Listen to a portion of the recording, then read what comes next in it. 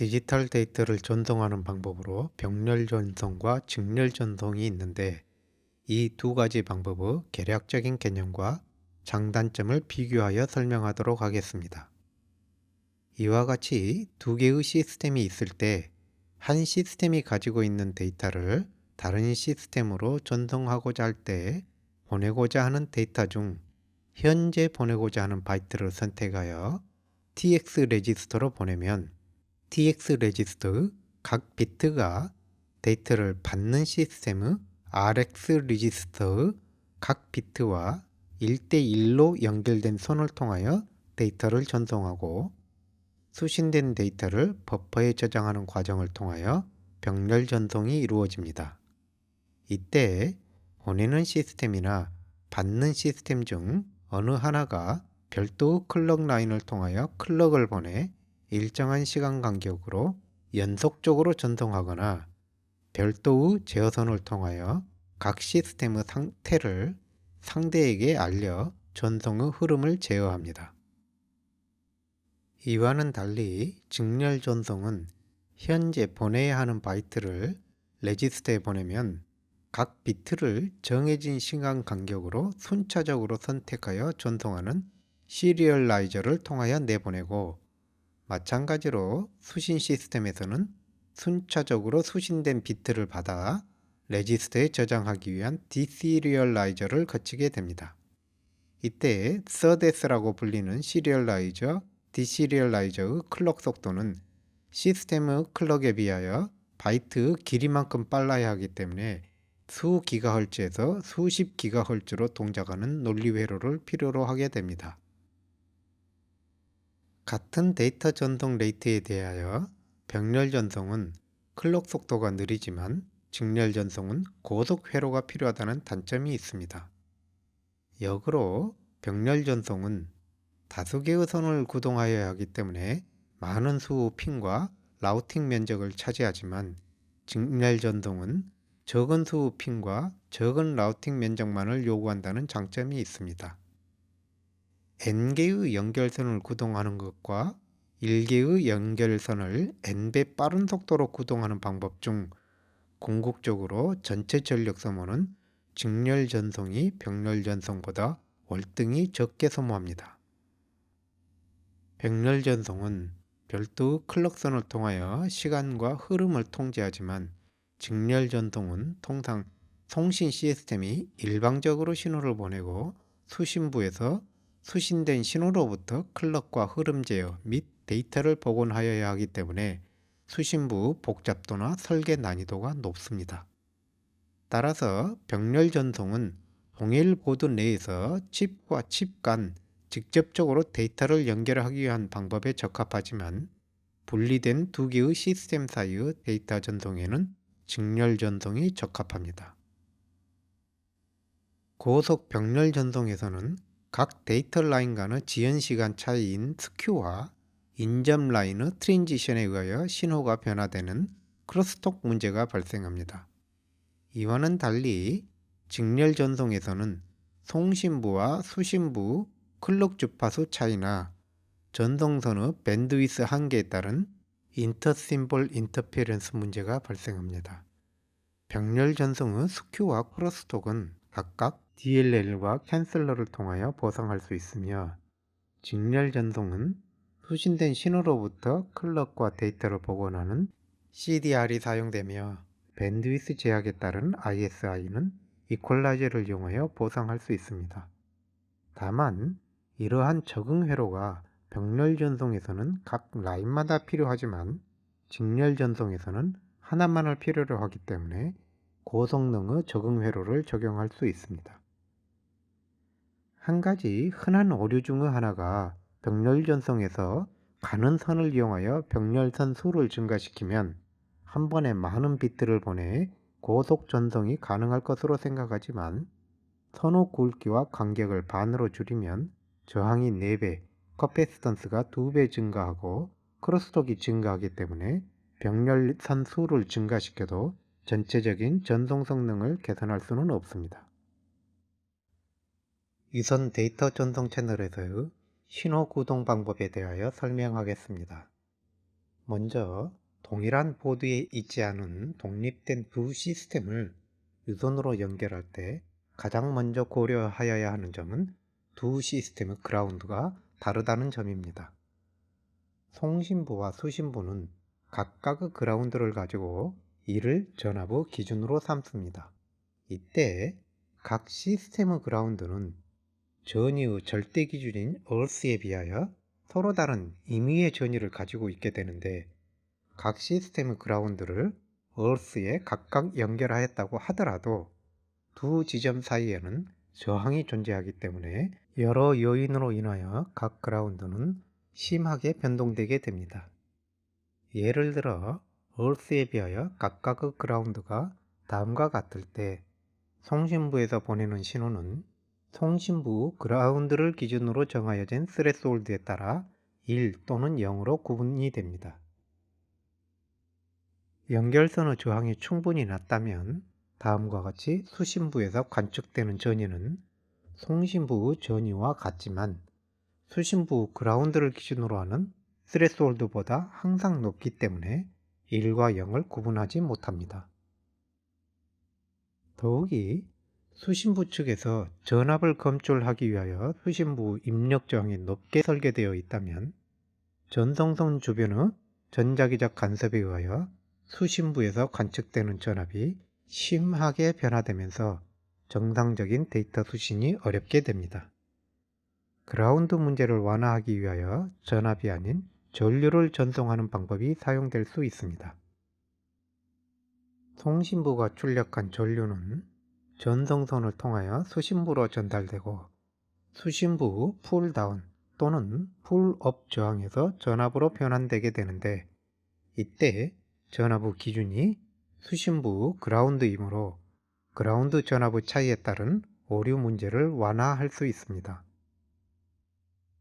그러나 전송선은 유한한 저항을 가지고 있기 때문에 인터피어런스에 의하여 발생하는 전류가 수신 전압의 변화를 야기하는 문제는 여전히 남아있게 됩니다.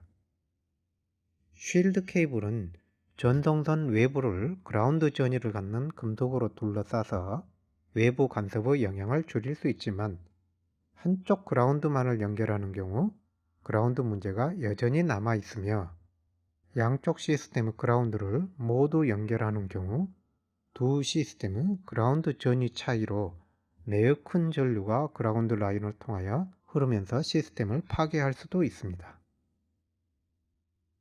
이와 같은 그라운드 전위 차이에 따른 전류를 방지하기 위하여 트랜스포머나 캐패시터를 이용하여 두 시스템을 직류적으로 분리하는 방법이 사용되기도 합니다. 쉴드 케이블은 외부 간섭을 막아 신호의 질을 유지하는 매우 효과적인 방법이지만 굵고 단단하며 가격 또한 높다는 단점이 있습니다. 보다 효과적인 외부 간섭 차단 방법으로 트위스트 페어 케이블이 있습니다.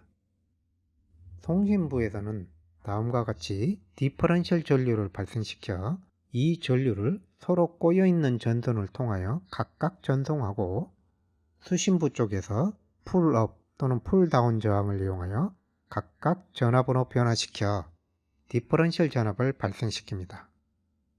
이러한 전송선에 외부 간섭이 인가된 경우 꼬여있는 각 루프의 전류가 발생하는데, 각 루프에서 발생된 전류가 서로 반대 방향으로 생성되어 상쇄됨으로써 외부 간섭을 최소화할 수 있습니다. 더욱이 디퍼런셜 신호를 사용하기 때문에 전원 전압 변동 등에 의하여 발생하는 커먼 모드 잡음을 경감할 수 있습니다. 트위스티드 페어 케이블은 쉴드 케이블에 비하여 부드럽게 휘어지고 가격도 싸기 때문에 거의 모든 유선 아날로그 및 디지털 전송에 적용되고 있습니다.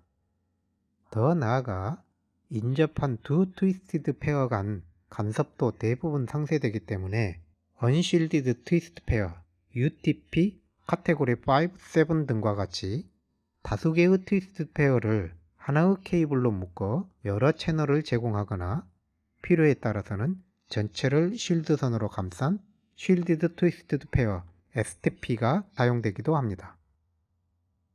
앞서 설명한 전류 구동 방식은 송신부에서 출발한 전류가 수신부에서 충분하게 빠른 속도로 소멸되지 못하면 오히려 그라운드 바운싱 문제를 악화시킬 수도 있습니다. 앞서 설명한 여러 기법들의 장점을 조합한 LVDS라는 종선 방법이 있습니다.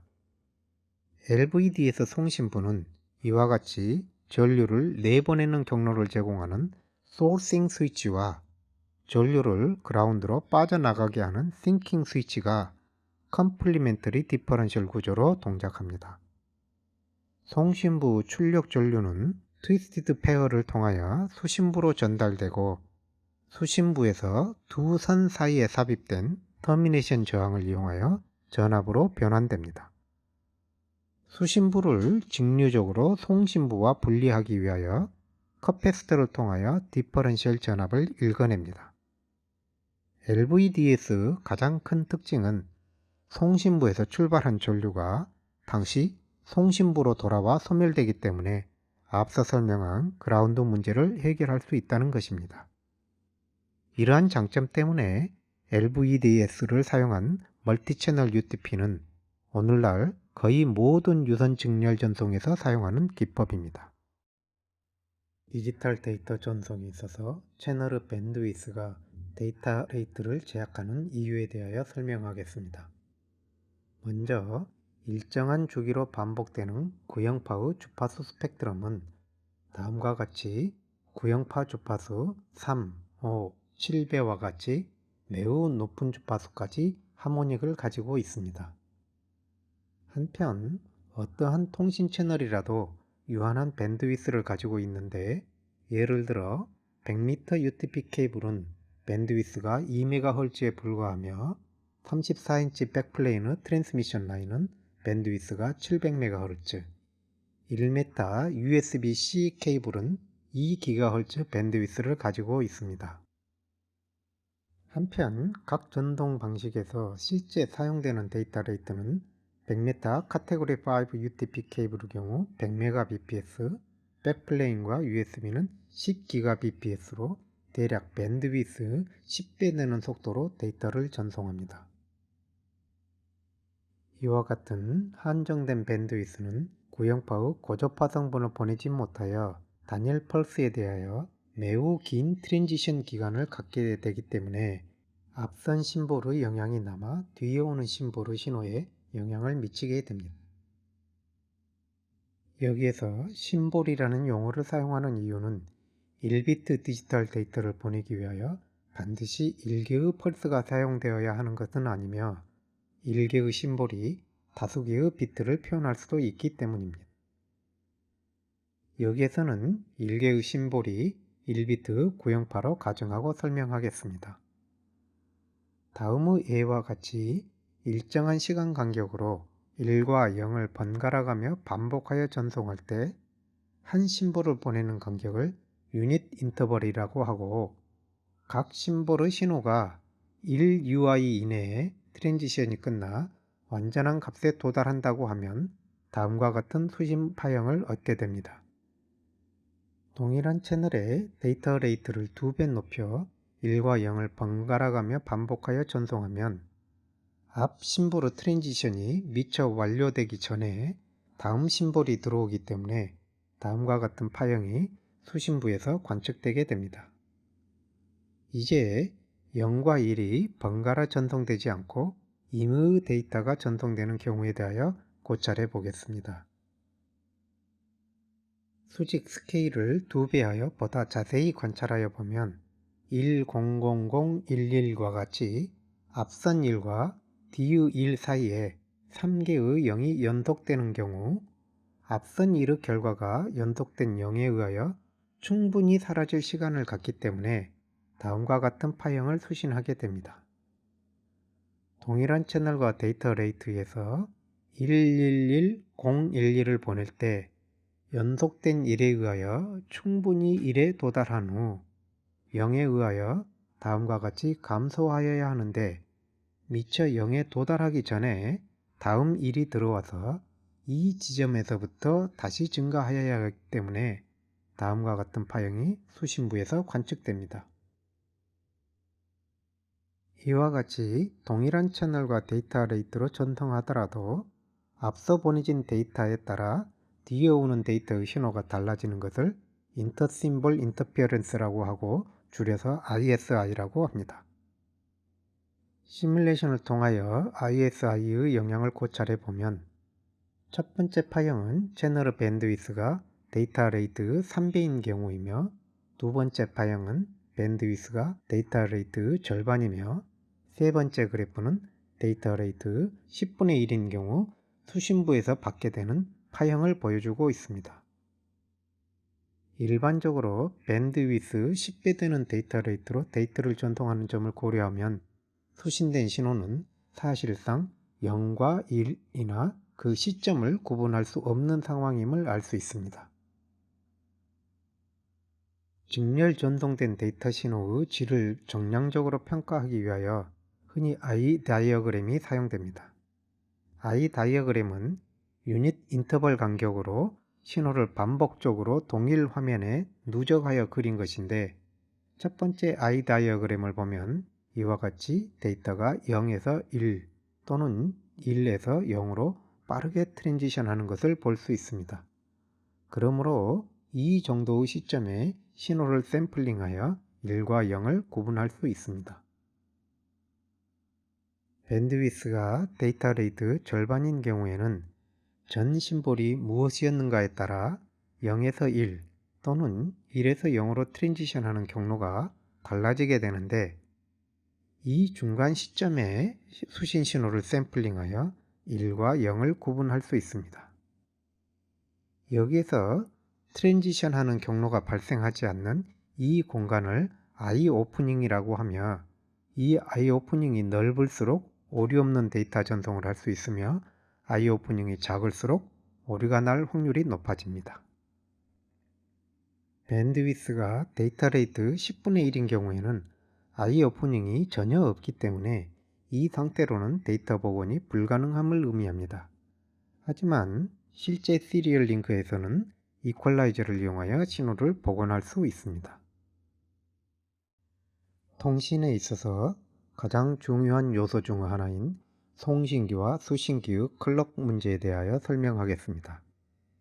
디스크리트 타임 시스템인 디지털 통신에서 송신기와 수신기의 클럭이 동기화되어 있어야 하는데 서로 떨어진 독립된 두 시스템의 클럭을 일치시키기는 매우 어렵습니다. 송신기와 수신기를 동기화하는 가장 손쉬운 방법은 데이터와는 별도로 클럭 신호를 보내는 것인데 별도의 채널을 통하여 클럭을 보낼 수 있다고 하더라도 클럭 채널과 데이터 채널의 지연시간 차이가 나기 때문에 수신기에서는 수신된 클럭 신호와 데이터 신호 간의 지연시간을 일치시켜 주기 위한 딜레이 럭드 루프라는 블럭이 요구됩니다. 지연시간이 일치하더라도 클럭 채널이 충분한 신호 완결성을 보장하지 못하는 경우 수신된 클럭이 매우 불안정하여 이를 직접적으로 수신된 데이터를 샘플링하기 위한 기준시간으로 사용할 수는 없습니다. 이러한 문제를 해결하는 방법으로는 수신부에 별도의 발진 회로를 사용하여 안정된 클럭을 발생시키되 송신기에서 보내온 클럭과 주파수 및 위상을 동기화하는 페이즈 럭드 루프를 사용합니다. PLL은 수신된 클럭 주파수보다 높은 주파수 클럭을 안정적으로 발생시킬 수 있기 때문에 낮은 주파수 클럭을 보내 한정된 밴드위스에서도 신호의 완결성을 보장할 수 있습니다. 반면 데이터 채널은 클럭 채널보다 월등히 높은 데이터 레이트로 전송하기 때문에 이퀄라이저가 적용되지만 클럭 라인에는 통상 이퀄라이저가 적용되지 않습니다. 클럭 주파수를 동기화시켰다고 하더라도 클럭 채널과 데이터 채널의 지연시간 차이 문제는 여전히 남아있기 때문에 수신기의 PLL에서는 단일 주기 내에서 여러 개의 페이지를 갖는 클럭들을 발생시키고 그 중에서 샘플링에 가장 적합한 클럭 페이지를 선택하여 샘플링과 디시리얼라이저에 적용합니다.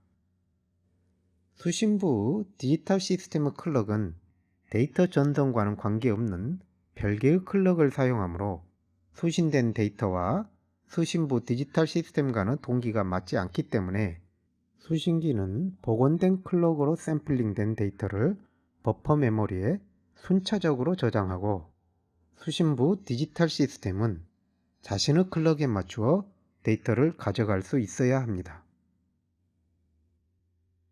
별도로 클럭 신호를 보내는 것은 추가적인 채널이 요구되기 때문에 이를 적용하기 어려운 경우에는 수신된 신호로부터 클럭과 데이터를 복원하여야 합니다. 따라서 수신부는 정하여진 주파수 독립된 클럭을 사용하되 데이터를 보내는 채널에 동기 신호를 포함할 수 있는데, 예를 들어 다음과 같이 보내고자 하는 데이터 신호에 앞서 크기가 다른 신호를 보내 전송의 시작임을 알려주어 이를 동기 신호로 사용할 수 있습니다. 수신기에서는 이 동기 신호를 클럭의 시작 시점으로 하여 약속된 주기로 DEO는 데이터 신호를 샘플링하게 됩니다. 그러나 수신기의 주파수가 통신기의 주파수와 정확하게 일치하지 않기 때문에 주기의 차이에 해당하는 시간이 지속적으로 누적되어 데이터를 샘플링하는 시간차가 지속적으로 앞당겨지거나 뒤로 밀려나서 일정한 시간이 경과된 후에는 잘못된 신호를 데이터로 샘플링하게 됩니다. 따라서 동기 신호 이후에 오는 데이터의 길이는 송신기와 수신기의 최대 주파수 오차 허용 범위에 의하여 한정되게 됩니다. 그러므로 클럭을 별도로 전송하지 않는 데이터 통신은 보내고자 하는 데이터를 일정한 길이의 묶음인 패킷 단위로 전송하는 것이 일반적입니다. 각 패킷의 시작 부분에 데이터와는 별도로 이퀄라이제이션과 동기화를 위한 신호나 패킷의 길이, 오류 보정을 위한 페러티 정보 등을 포함하는 프리앰블 비트를 붙여 보내게 됩니다. 프리앰블 신호 초기에 수신부는 이퀄라이저를 최적화하고 이퀄라이저가 안정화된 후 클럭을 복원하는 일종의 PLL인 클럭 데이터 리커버리에서 동기화가 이루어집니다. 따라서 이퀄라이저와 CDR이 프리앰블 몇 비트 이내에 어댑테이션과 싱크로나이제이션이 완료되는가, 또 이러한 최적화가 얼마나 신뢰도 있게 유지될 수 있는가가 고속 데이터 전송의 핵심 기술이라 할 수 있습니다. 일반적인 방법으로는 이와 같은 이퀄라이저와 CDR에 상당한 시간이 요구되기 때문에 긴 프리앰블 신호가 요구되어 패킷에서 데이터가 차지하는 비중이 줄어들기 때문에 각 비트 전송 속도를 나타내는 비트 레이트에 비하여 실제 전송된 데이터의 양을 나타내는 트루풋은 매우 낮은 값을 가질 수 있습니다. 이 두 가지 방법을 비교하여 보면 별도 클럭 채널을 사용하는 방법은 비교적 짧은 거리에 있는 두 개의 시스템 간을 연결하면서 단적인 고속 데이터 레이트로 전송하면서도 무결점 전송이 요구되는 고해상도 디스플레이와 같은 응용 분야에 적합하며, CDR을 사용하는 방법은 먼 거리의 불특정한 시스템 간의 데이터 통신에 적합하며 다소간의 오류를 허용하는 이더넷과 같은 응용 분야에 적합하다는 것을 알 수 있습니다. 장거리 유선 전송이나 무선 전송을 위해서는 모듈레이션을 하여야 하는데, 여러 가지 모듈레이션 기법 중 오늘날 무선 데이터 전송에 가장 널리 사용되는 쿼드러처 페이즈 시프트 키잉 모듈레이션에 대하여 설명하겠습니다. QPSK는 사인 웨이브에 플러스 1 또는 마이너스 1로 표현된 넌 리턴 투 제로 디지털 신호를 곱하여 디지털 값에 따라 위상이 180도 바뀌는 신호를 생성하고 90도 위상 차이가 나는 또 다른 사인 웨이브에 Q 데이터의 디지털 값에 따라 위상이 180도 바뀌는 신호를 각각 생성하여 이를 합하여 1개의 심볼로 2비트를 전송합니다. 수신부에서 I 채널과 Q 채널의 신호를 분류해내기 위하여 다시 송신 주파수와 같은 90도 위상차가 나는 사인 웨이브를 수신된 신호와 곱하면 I 채널 신호와 Q 채널 신호가 각각 출력되게 됩니다. 각 출력 신호를 로우 패스 필터링하여 바이너리화하고 유선 시리얼 링크와 같이 이퀄라이저와 CDR을 거쳐 데이터를 복원해냅니다. 이때 송신되는 캐리어 주파수와 수신부에서 디모듈레이션을 위하여 사용한 주파수가 동일할 수 없으므로 이들을 동기화하기 위하여 PLL을 기반으로 하는 오토매틱 프리퀀시 컨트롤을 사용합니다. 1개의 심볼에 더 많은 디지털 데이터를 실어 데이터 레이트를 높이기 위하여 90도보다 더 세분화된 위상 간격을 갖는 사인 웨이브들을 사용할 수도 있습니다. 또는 멀티비트 디지털 데이터를 DA 변환하여 사인 웨이브에 곱함으로써 앰플리튜드가 모듈레이션 된 쿼드러처 앰플리튜드 모듈레이션을 사용할 수 있는데 신호 크기가 매우 가변적인 무선 전송에서는 사용되지 않으며 케이블 TV와 같은 유선 방송에 주로 사용됩니다. 캐리어 주파수에 데이터를 실어 보내는 것과 달리 펄스를 무선으로 보내는 UWB가 있습니다. UWB는 수십 기가헤르츠 대역까지 매우 넓은 주파수 대역을 사용하는 짧은 웨이블렛을 사용합니다. 이 주파수 대역은 은하 활동이나 태양 활동에 기인한 전파 잡음이 없어 비교적 조용한 대역이라는 장점과 대단히 넓은 밴드위스를 사용한 고속 데이터 전송이 가능하다는 장점이 있지만 10GHz 이상에서는 유전체에서의 감쇄가 심하여 거의 직접적으로 서로 보이는 라인 오브 사이트에서만 통신이 가능하다는 치명적인 단점으로 인하여 그 응용 분야가 매우 제한적입니다. UWB에서 대표적으로 사용하는 모듈레이션 기법으로는 펄스 포지션 모듈레이션과 바이너리 페이지 시프트 키잉이 있습니다. PPM은 이와 같이 일정한 간격으로 데이터를 보낼 때 웨이블렛이 이 구간 내에서 어느 시점에 위치하는가에 따라 0과 1을 구분하는 방법입니다. BPSK는 다음과 같은 웨이블렛이 1을 표현한다면 이 파형이 뒤집어진 웨이블렛으로 0을 표현하는 방법입니다.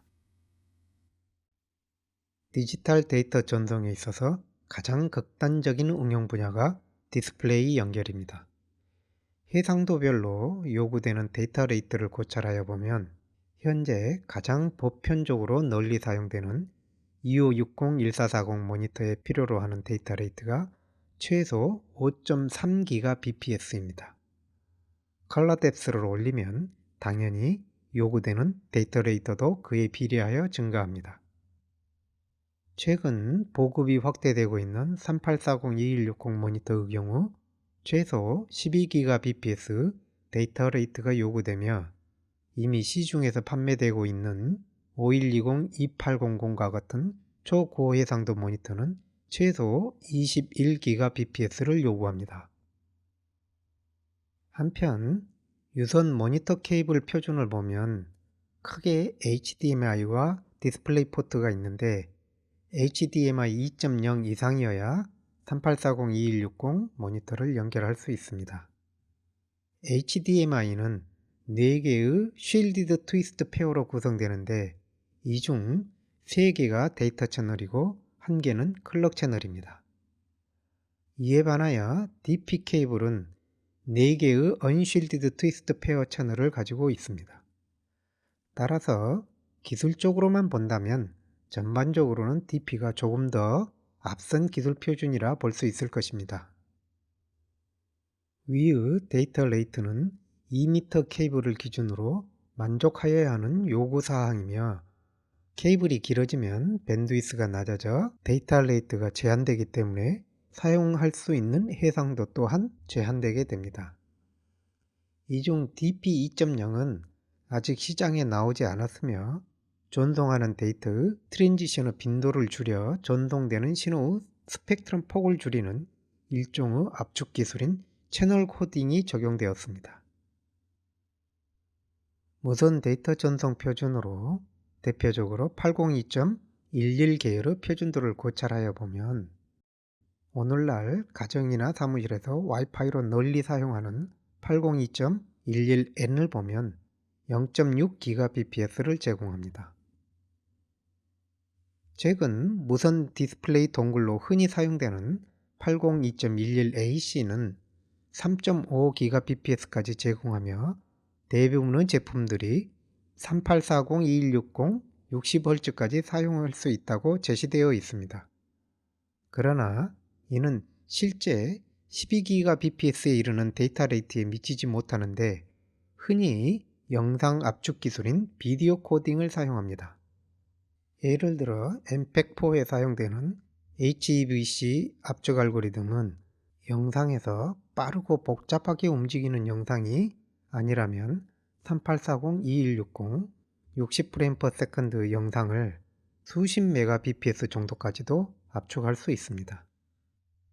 다만 비디오 코덱의 처리 시간으로 인하여 약간의 지연 현상이 있지만 동영상 스트림을 관람하거나 문서 작업 및 인터넷 검색 정도의 응용 분야에서는 크게 불편함을 느끼지 않으면서 사용할 수 있지만 디스플레이 케이블을 대체할 만한 기술로는 보기 어렵습니다. 802.11ad/aj/ay는 60GHz 대역에서 수GBps에서 20GBps에 이르는 데이터 레이트를 제공하여 현재 널리 사용되는 모니터 해상도에 요구되는 데이터 레이트를 만족하지만 시장에서 보편적으로 자리 잡기까지는 더 시간이 필요합니다. 통상 무선 연결은 다수 사용자가 동일한 주파수 밴드를 공유하기 때문에 실제 각 사용자에게 제공되는 스루풋은 표준에서 제시하는 데이터 레이트보다 월등히 낮습니다. 그럼에도 불구하고 60GHz 대역이 라인 오브 사이트 통신만이 가능하기 때문에 특정 환경에서는 디스플레이 연결에 사용될 수도 있을 것입니다. 더욱이 빔포밍 기술을 적용하여 반사파를 이용한 우회 경로를 찾아 라인 오브 사이트가 아니어도 연결이 가능할 수 있지만 통상 고해상도 모니터를 사용하는 사용자가 요구하는 품질과 신뢰도를 보장할 수 있을지는 미지수입니다. 라인 오브 사이트 통신은 IRDA의 고속 버전인 프리스페이스 옵티컬 링크를 매우 저가로 간단하게 구현할 수 있는데 굳이 이와 같이 복잡한 무선 시스템을 사용하여야 하는지에 대하여는 의문입니다. 최근 표준으로 채택된 802.11ax는 6GHz 이하의 비교적 낮은 주파수에서 9.6GBps 데이터 레이트를 제공하기 때문에 라인 오브 사이트가 아닌 환경에서도 약간의 코딩을 도입하면 3840-2160 모니터 케이블을 일부 대체할 가능성도 있지만 기본적으로 괌을 사용하기 때문에 주변 사물의 움직임에 의하여 신호 크기가 변화되는 환경에서도 모니터 사용자가 원하는 수준의 품질을 제공하는 안정적 동작이 가능할 것인지는 지켜볼 필요가 있습니다.